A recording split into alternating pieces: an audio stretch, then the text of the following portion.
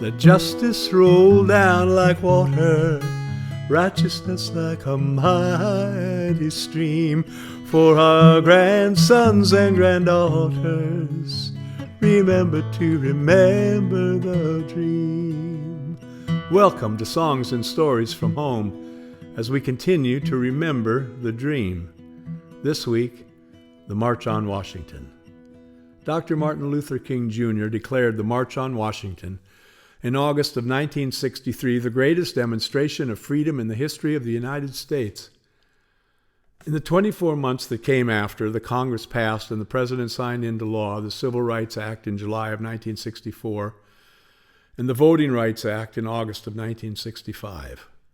Legislation that showed a way toward a more perfect union, while helping make the idea of liberty and justice for all the law of the land.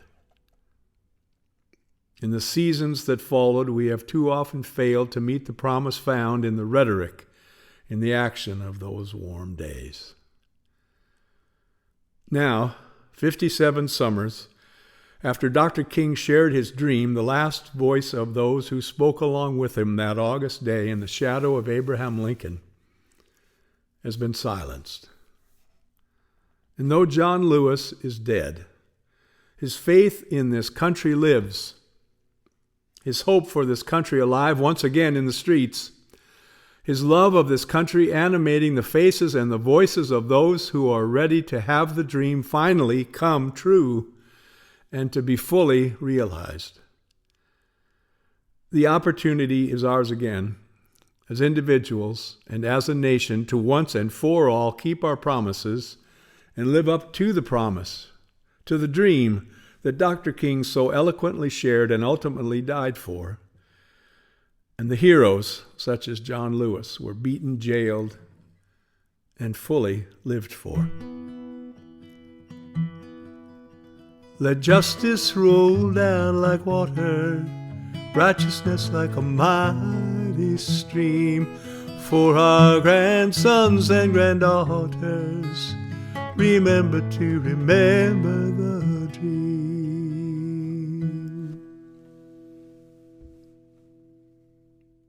Preparing for the pilgrimage, I read Taylor Branch's trilogy about America in the King years.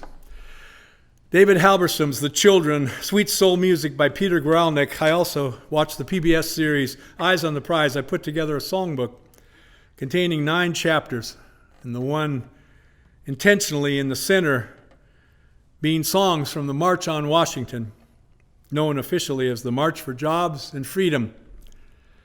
It took place on August 28, 1963. It's remembered mostly for an unscripted moment when Dr. King talked about a dream. It was much more than that. Corresponding with the 100th anniversary of the Emancipation Proclamation, it was the first event of such magnitude in the nation's capital, initiated and dominated by African Americans. It was an alliance of civil rights, labor, and religious leaders. There were tensions whether the focus should be on supporting civil rights legislation or raising economic and civil rights issues. For many whites, the expectations for the march went from paternal apprehension to dread.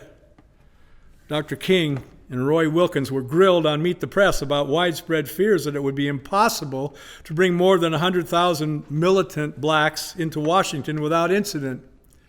Fear was fueled by J. Edgar Hoover of the FBI proclaiming the march as a communist endeavor. Life magazine declared the Capitol was suffering from the worst case of invasion jitters since the first Battle of Bull Run, an early civil rights and Civil War encounter fought near Washington, D.C. The Pentagon readied 19,000 troops in the suburbs, and jails shifted inmates to other prisons to make room for possible mass arrests.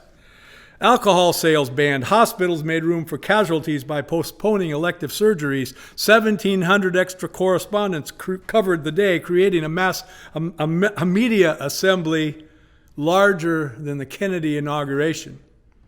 2,000 buses, 21 chartered trains, 10 chartered airlines, and uncountable cars converged on Washington, D.C. 250,000 were there. 60,000 of them white. 60,000 of them white. Celebrities plentiful. Gospel legends Mahalia Jackson and Marian Anderson sang. That Joan Baez and Bob Dylan and Peter, Paul, and Mary also performed added credence to the complaint that there were too many white performers and not enough group participation. Demonstrators marched from the Washington Monument to the Lincoln Memorial. Women leaders were asked to proceed down Independence Avenue, while their male counterparts walked on Pennsylvania Avenue. Bayard Rustin, event organizer and important member of the freedom struggle, insisted on a high-quality sound system. It was sabotaged the night before and then repaired so everyone could hear. None of the official speakers were women. Their presence on the program was limited to a tribute where Daisy Bates, who worked closely with Little Rock Nine, said a few words, to which I say, the road to freedom is long, and we ain't there yet. Among those who did speak, John Lewis, then SNCC national chairman, now a long-serving member of Congress. He was the youngest, and he was asked to tone down his criticisms of the administration, which he reluctantly did. And Dr. King spoke last, and as he neared the end of his prepared remarks, Mahalia Jackson asked him to tell the 250,000 bearing witness about the dream. I still have a dream deeply rooted in the American dream, a dream that one day this nation will rise up and live out the meaning of its creeds.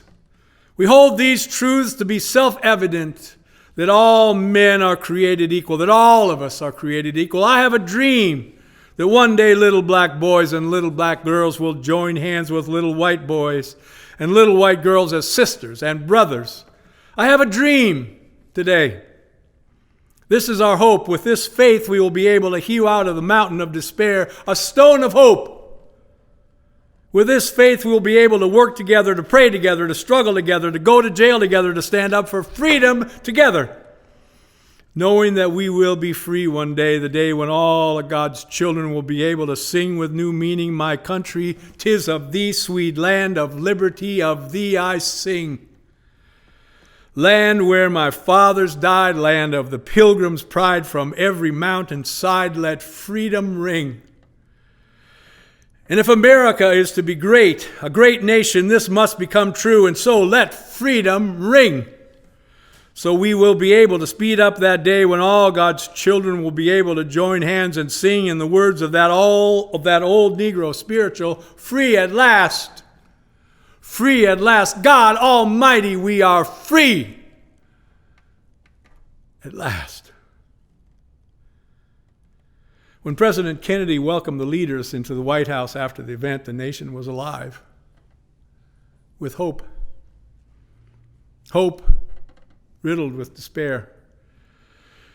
Less than 3 weeks later, when another bomb went off in Birmingham, 4 young girls in the basement of a church were dead. 10 weeks after that, President Kennedy was murdered in Dallas, and the country entered yet another long day of mourning. We shall not be moved.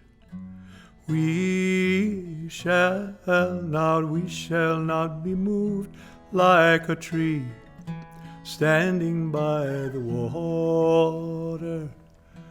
We shall not be moved. Fighting for our freedom, we shall not be moved. Fighting for our freedom, we shall not be moved.